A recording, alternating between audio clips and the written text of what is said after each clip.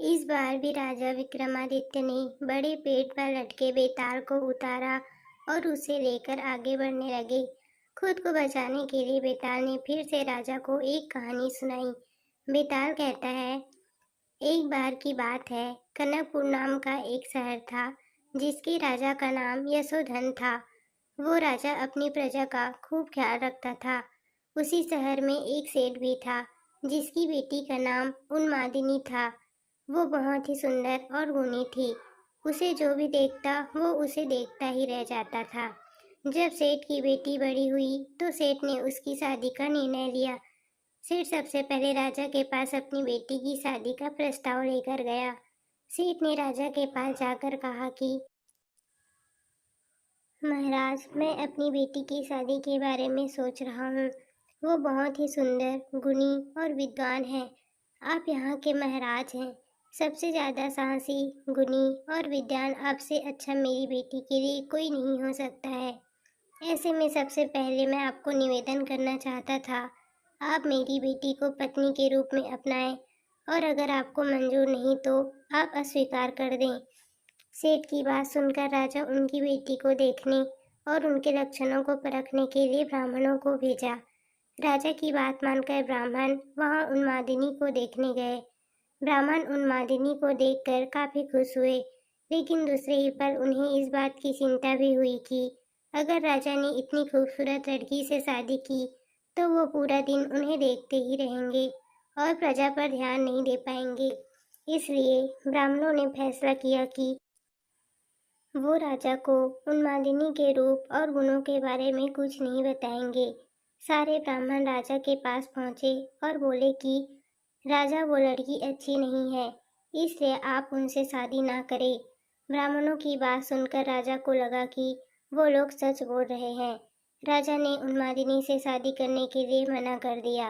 फिर सेठ ने राजा की अनुमति से राजा के सेनापति बलधर के साथ अपनी बेटी की शादी करा दी।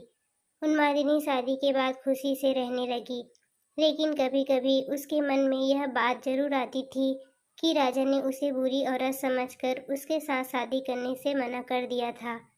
एक बार बसंत के मौसम में राजा बसंत का मेला देखने निकले।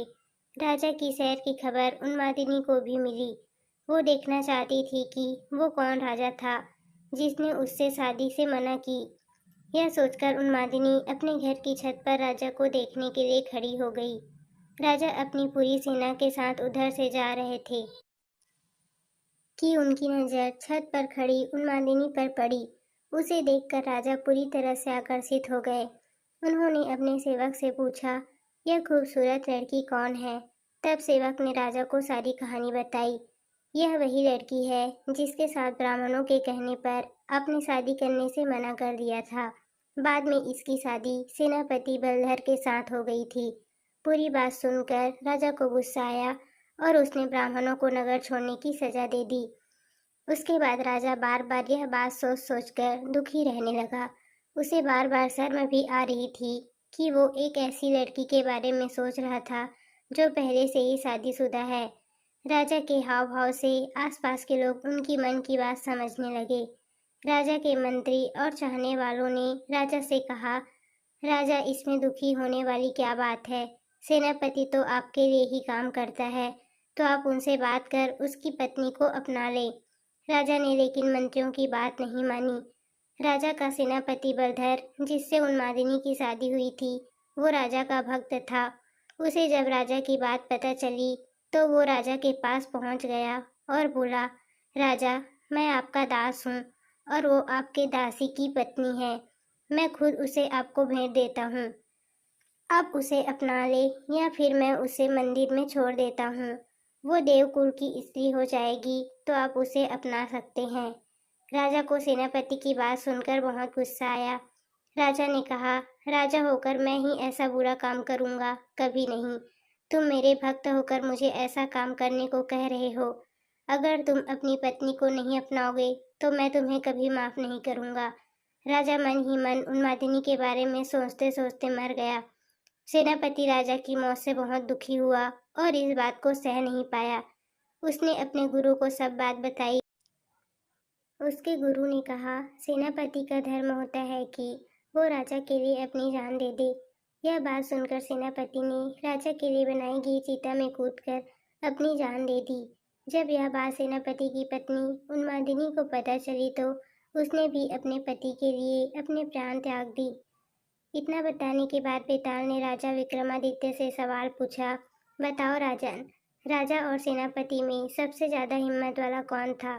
विक्रमादित्य बोला, राजा सबसे अधिक साहसी था, क्योंकि उसने राजधर्म निभाया।